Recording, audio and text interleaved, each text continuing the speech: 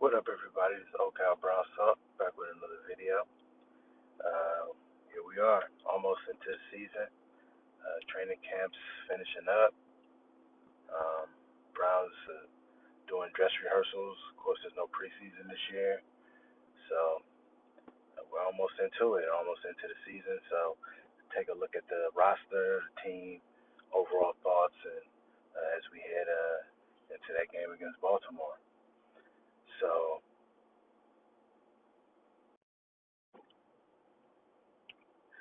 starting out, 53-man roster's out, and the offense looks great.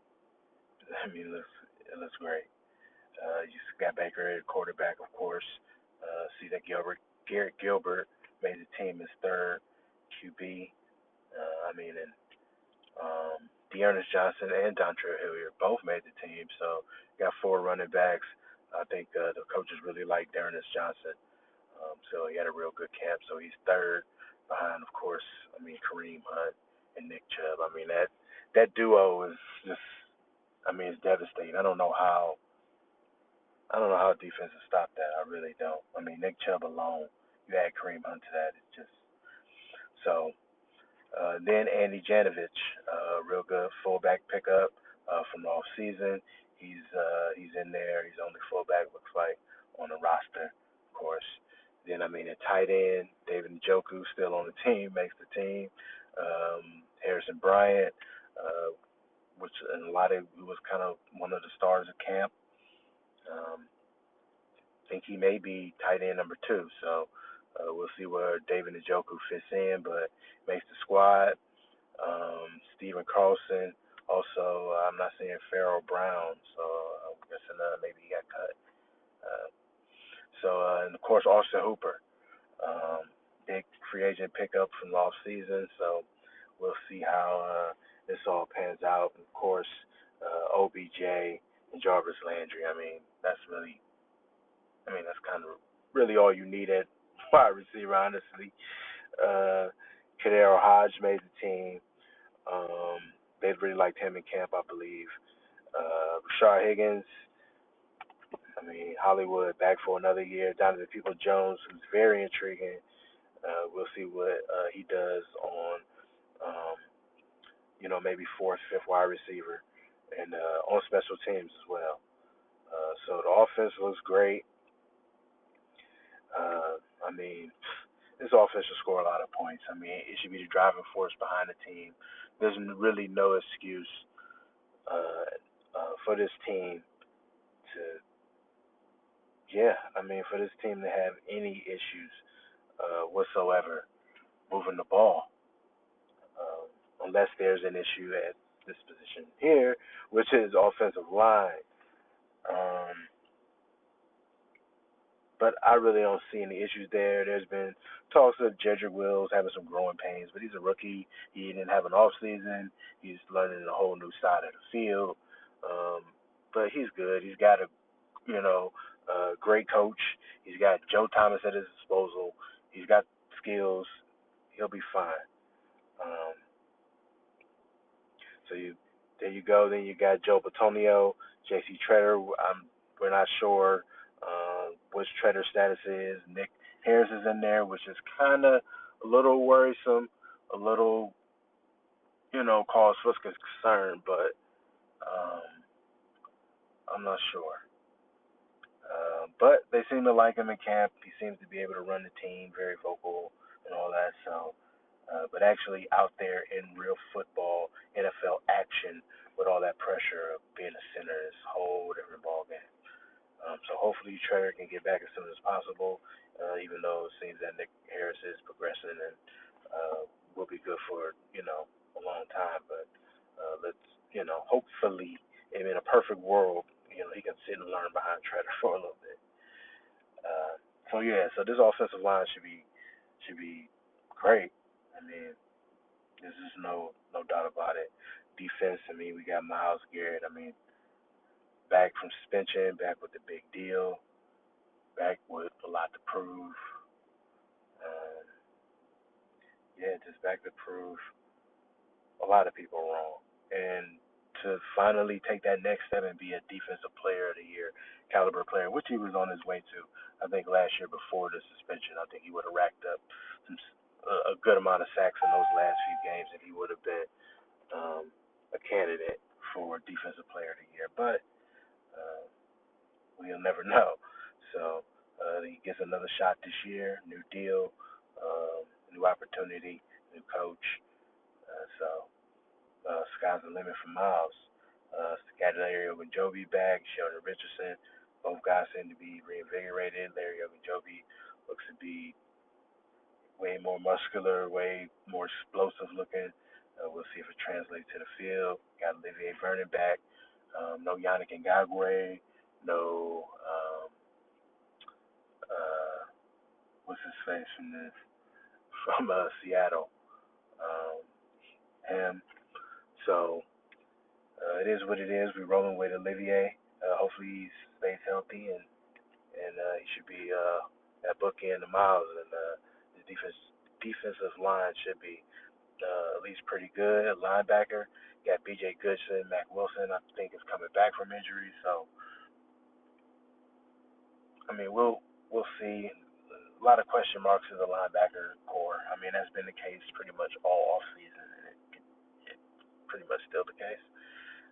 Sione Takitaki, who seemed to have a really good camp, as well as Jacob Phillips, but we don't really know what we're going to get out of these linebacker core. They're just one big question mark, honestly. Um, so we'll see. Kind of the same thing with the corners, but I think a lot more trending towards they're going to be good. Like there's a better chance of them being good. If you were betting money, it's better odds on them being good than the linebacker core.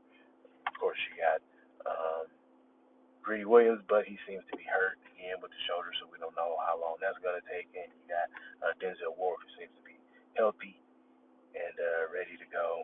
And I think Denzel gonna have definitely a Pro Bowl caliber year. He can really have his best season this year under Joe Woods and this DB friendly man on man.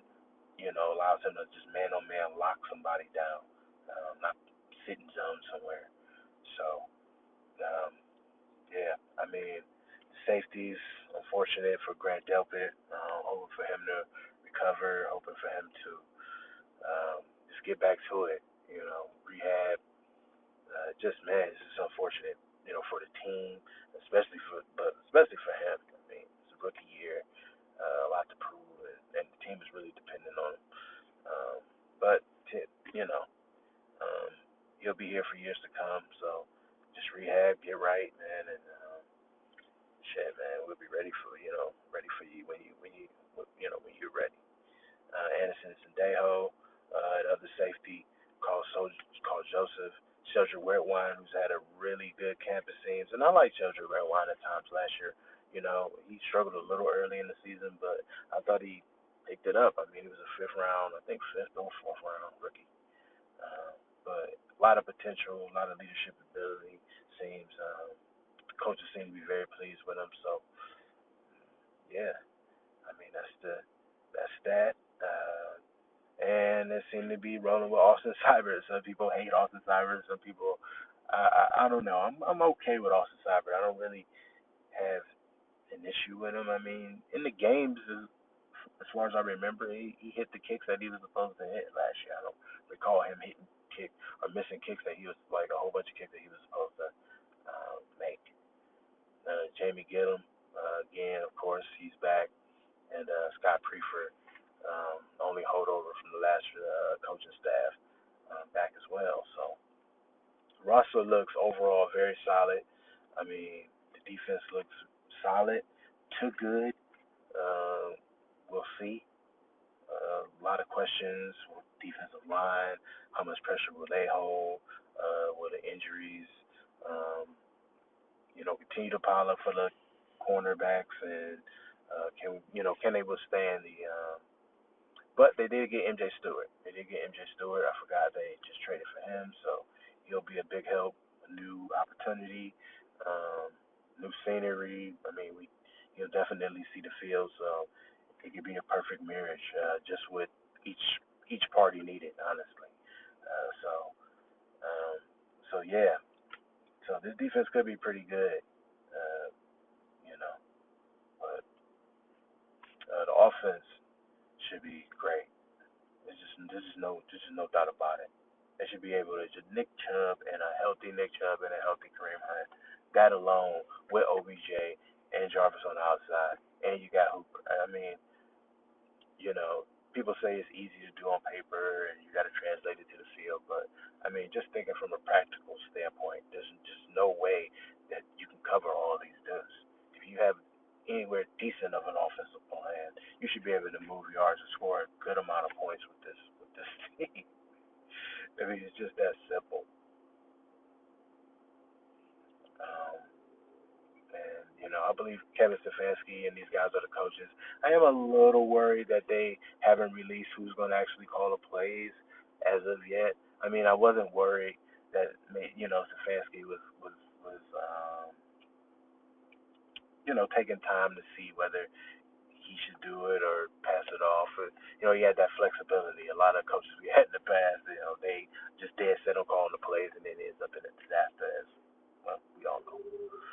But he seemed flexible on it, and he still seems flexible on it. But it does kind of worry me that they don't have that, I guess, squared away at this point. I mean, the game's starting.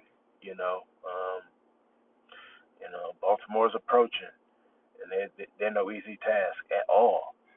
So I mean, you kind of might want to have who's gonna actually call the plays squared away.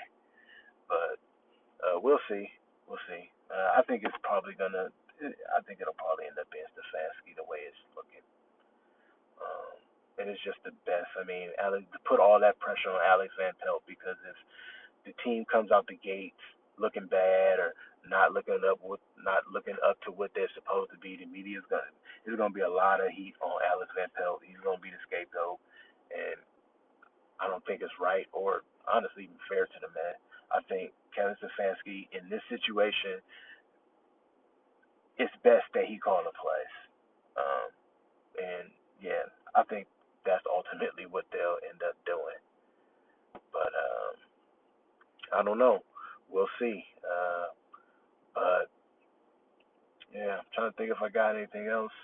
That's it. I mean, that's it on this. Just quick thoughts on this overall, the team, the roster as we head into the first week.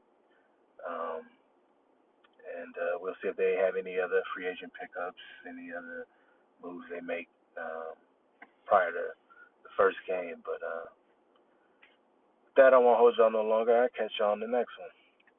Peace.